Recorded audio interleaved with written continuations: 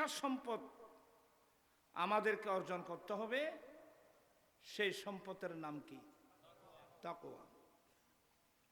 আপনারা যে সম্পদের জন্য মারামারি করতেছেন, আপনারা শুধু গোটা বিশ্বের মানুষ যেই সম্পদের জন্য মারামারি করতেছে, একে অপরকে গুলি করে মেরে ফেলতেছে, যে সম্পদের জন্য, এগুলো আমাদের জন্য আদৌ কোনো সম্পদ নয়।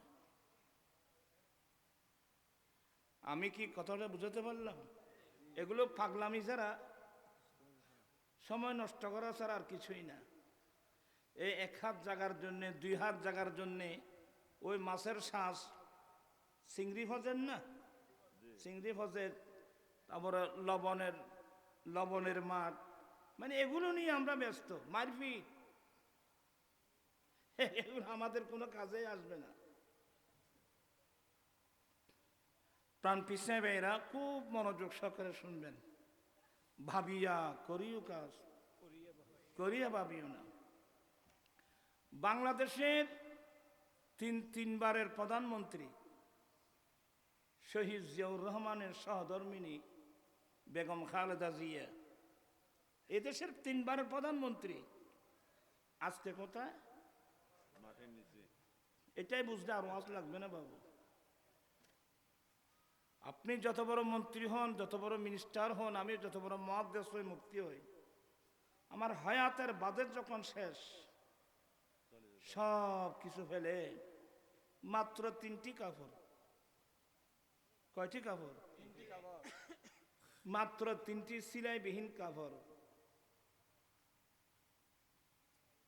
এগুলোর দিকে একটু খেয়াল দিলে আপনি লাভবান হবেন।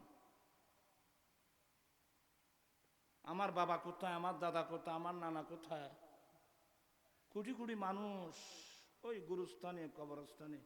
আমাকে তো এই জন্য আমার রসুল বলছেন যে উম্মত তোমরা কবরস্থানে গিয়ে জিয়ারত করো। কোথায়?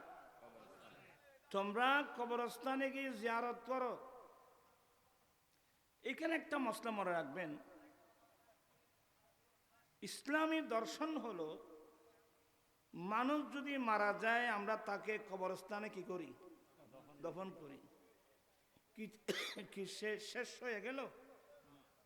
কি বলেন? সে শেষ হয়ে গেল? এটা যেন আমরা না বুঝি, আমার নবী আমাদেরকে একটা চ্যাপ্টার দিয়েছেন, জিয়ারত। তোমরা কবরস্থানে গিয়ে কি করো? কি বুঝলেন? এই কবরস্থানে গিয়ে জিয়ারত করে এ কথা বুঝে আসলে আপনার মেমোরিতে আসতে হবে যে আসলে তো এরা কবরের মধ্যে আছে, এরা তো জীবিত, এরা কবরের মধ্যে কি জীবিত। তবে দুনিয়ার জীবন কবরের জীবনের মধ্যে পার্থক্য আছে। এটা হচ্ছে হায়াতে দুনিয়াবি, আর কবরেরটা হলো হায়াতে বরজখী। হায়াত কিন্তু আছে, এই জন্য তাদেরকে সালাম দিতে হয়। মানুষ মারা যায় কতক্ষণ? দেহ থেকে প্রাণ বের হলো, দফন করার আগ পর্যন্ত সে মৃত। এই জন্য জানাজার নামাজে কি বলা হয়? ওয়া দোয়াও লেহাজাল মাইয়্যিত, বা মহিলা হলে লেহাজিল মাইয়্যিত, এই মাইয়্যিতের জন্য দোয়া।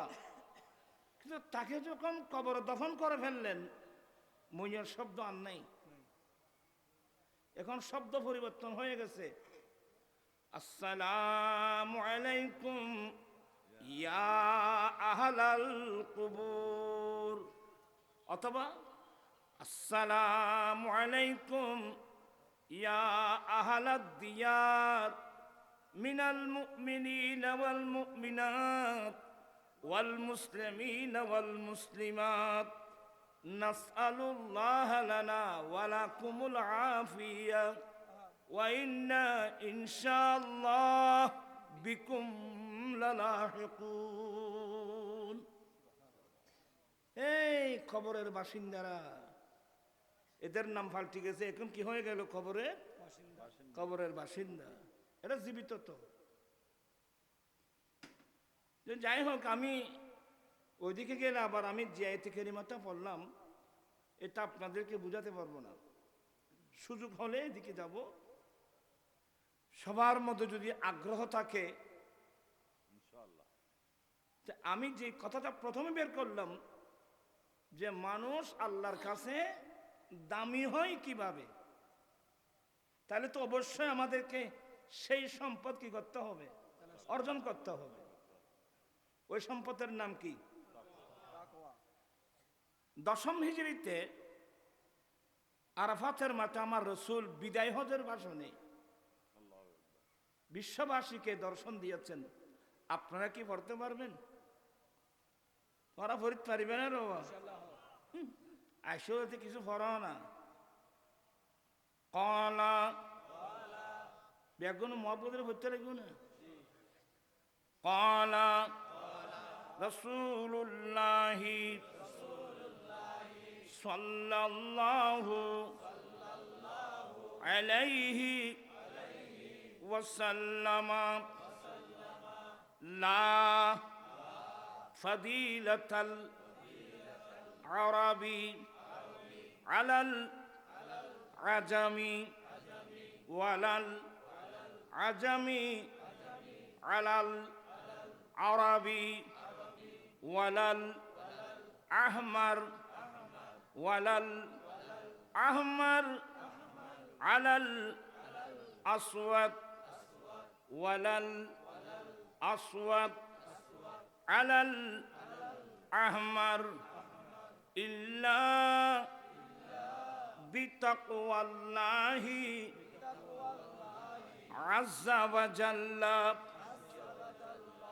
কষ্ট হলো? কষ্ট তো হবেই। আল্লাহর নবী বলেন, হে আমার উম্মত, অনারবি মানুষের উপর আরবিদের কোনো মর্যাদা নাই।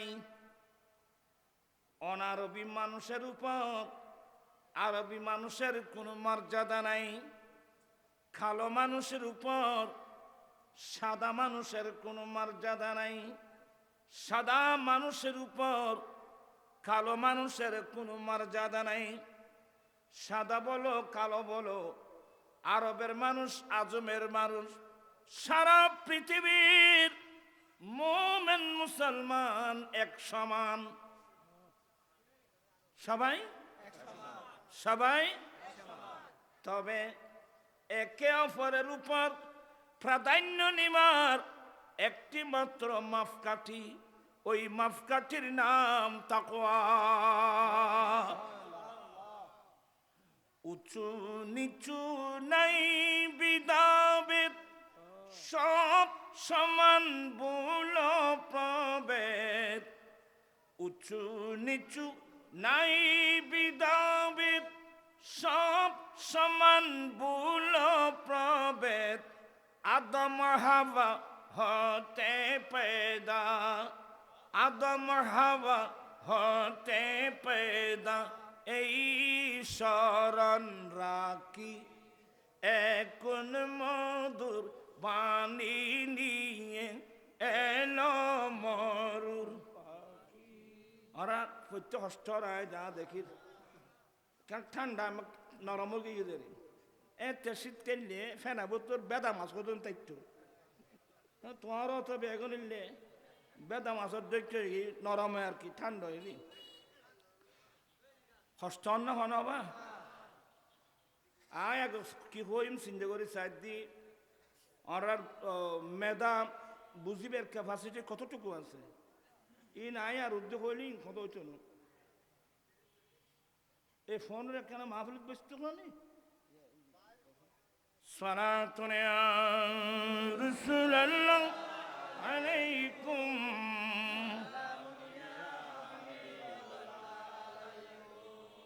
সারা পৃথিবীর মানুষ এক সমান।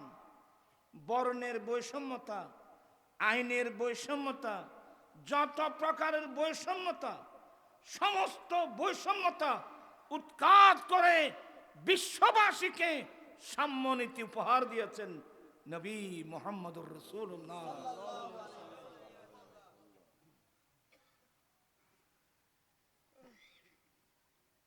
এটাকে আমরা এখনো গ্রহণ করেছি? ইসলাম শব্দ বলাটা সহজ, ইসলাম বুঝা কিন্তু কঠিন। যেমন আজকাল একটা নতুন সিস্টেম, বিএইপি একটা শব্দ আছে না কেন? এটা কি? VIP, VIP. আচ্ছা, এই জিনিসটা কি আমাকে বলবেন? ভিআইপি এটা সম্পূর্ণ ইসলাম বিরোধী একটা দর্শন। এটা বিধর্মীদের প্রথা, এটা হিন্দু প্রথা।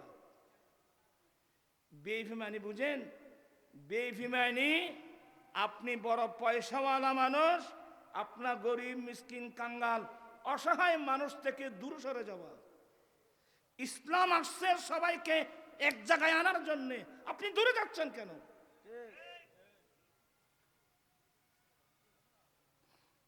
আপনারা সবাই শিক্ষিত লোক, এই বিএপি শব্দটা আমরা শুনলাম বাংলাদেশে যখন নতুন নতুন ওই গ্যাস পাম্প আসলো।